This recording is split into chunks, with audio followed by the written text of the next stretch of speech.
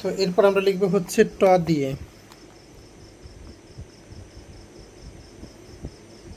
ট বর্ণটা এইভাবে লিখবে, তো আমরা ট দিয়ে লিখতে পারি হচ্ছে টক, লেখা যায়,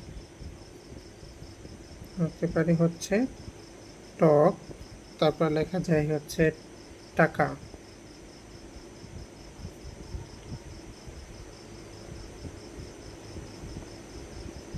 টাকা লিখতে পারি।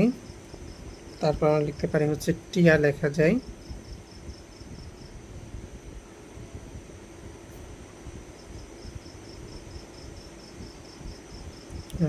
টিয়া লিখতে পারি। তারপর আমরা আরেকটি শব্দ লিখি টগর।